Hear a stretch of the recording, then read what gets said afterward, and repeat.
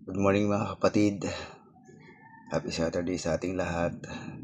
Medyo pawis pa ako at naka-uniform pa.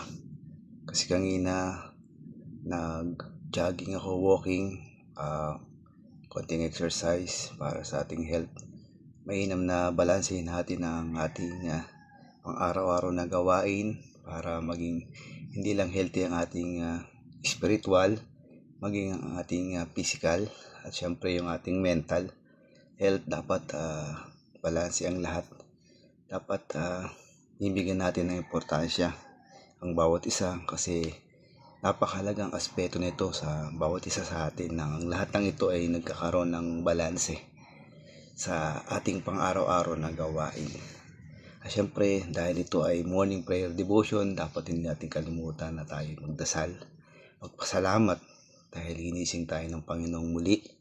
Dahil sa kanyang pagmamahal sa atin, binigyan niya tayo muli ng oportunidad na lumago sa ating pananampalataya at ganun din para tayo ay lumago sa ating buhay espiritual sa araw-araw. At samahan niyo ako para sa morning prayer devotion nito. Itulog natin sa Panginoon lahat ng ating alalahanin, lahat ng ating mga iniisip na gawin para sa araw na ito. Dakilang Diyos naming makapangyarihan, lubos kami nagpapasalamat sa inyong paggabay. Muli pagkakalob sa amin ng panibagong buhay. Maraming salamat Panginoon. Dahil sa bawat araw na pinagbibigay mo sa amin Panginoon, pinararamdam mo sa amin Panginoon yung walang maliw na pagmamahal at pagkalinga. Tunay nga po Panginoon, dapat kang purihin at pasalamatan dahil sa magagandang bagay na iyong nilikha. Maraming salamat Panginoon dahil hindi ka nagkulang Panginoon para sa amin. Sapat at sobra pa Panginoon ang pagmamahal na lagi mong pinamamalas sa amin. Sa kabila ng aming mga kahinaan at pagkukulang Panginoon, patuloy mo kaming inaakay tungo sa iyo Panginoon.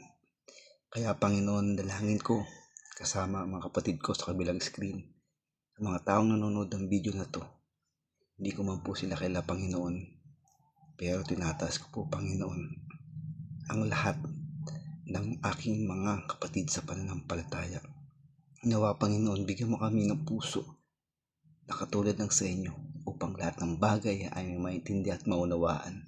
Kisingin mo Panginoon sa aming mga puso at isip ang lahat ng mga bagay na makapagpapaunlad sa aming buhay pananampalataya. Gawayan mo ang araw ng bawat isa upang maging productive ito Panginoon. Maging kapaki-pakinaban sa lahat ng aspeto ng aming buhay. Maraming salamat po Panginoon. Ito po ang aming samot dalangin sa matamis na pangalan ni Jesus. Amen and Amen. God bless po sa ating lahat. Ingat po tayo.